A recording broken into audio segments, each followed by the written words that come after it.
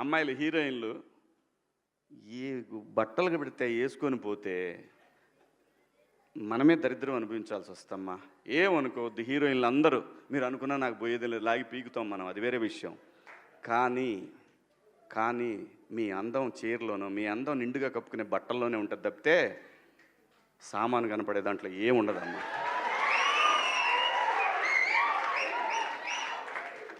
అవి వేసుకున్నంత మాత్రాన చాలామంది చూసినప్పుడు నవ్వుతూ అంటారు, కానీ దేద్రముండ ఎలాంటి బట్టలు ఎందుకు వేసుకుని కాస్త మంచి వేసుకోవచ్చుగా, బాగుంటావు కదా అనాలనిపిస్తుంది లోపల. అనలేము. అంటే మళ్ళీ స్త్రీ స్వాతంత్రం లేదా స్వేచ్ఛ లేదు. స్త్రీ అంటే ప్రకృతి, ఎంత అందంగా ఉంటే అంత గౌరవం పెరిగిద్ది. ఈ ప్రకృతి అద్భుతంగా ఉంటుంది. అలాగే స్త్రీ మా అమ్మ చక్కగా ఎప్పటికీ గుండెల్లో కనపడతా ఉంటుంది, ఒక సావిత్రమ్మ కానీ ఒక సౌందర్య కానీ. అలాగే ఈ జనరేషన్లో ఇంకా చాలామంది, రష్మిక, చాలామంది అమ్మాయిలు ఉన్నారు. వీళ్ళందరూ ఇంపాక్ట్ క్రియేట్ చేశారు కాబట్టి అమ్మటే చెప్పగలుగుతున్నాం. గ్లామర్ అనేది ఒక దశ వరకే ఉండాలా, ఇంతవరకు ఉంటే పర్లా, అది ఇక్కడికి రాకూడదు.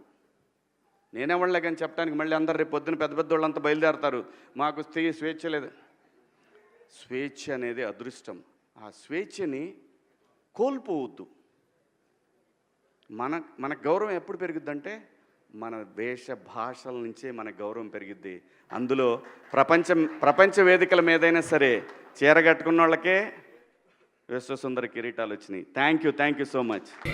ఇప్పుడు డ్రెస్సెస్ అనేవి చాలా పర్సనల్, అంటే ఇట్స్ ఫ్యాషన్, ఎవరికి ఏది నప్పితే అది వేసుకోవాలి.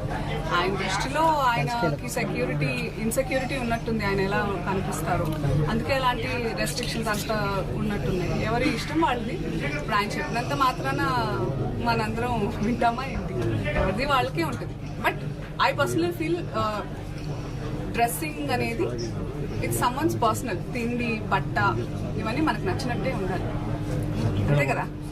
మన కంఫర్ట్, మన ఇష్టం. మీకు నచ్చకుండా నేను బలవంతంగా పప్పన్నం పెడితే మీకు బిర్యానీ కావాలని ఉంటుంది, అలాంటిదే ఏదైనా. It's personal.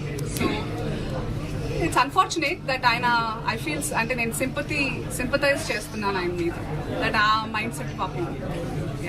Thank you. మీకు ఎలా అనిపించింది చెప్పండి. పోనీ నేను అడుగుతాను, as media, how do you find these comments? వాళ్ళ ఫ్యాషన్ వాళ్ళకు ఉంటుంది, చెప్పింది కరెక్టే.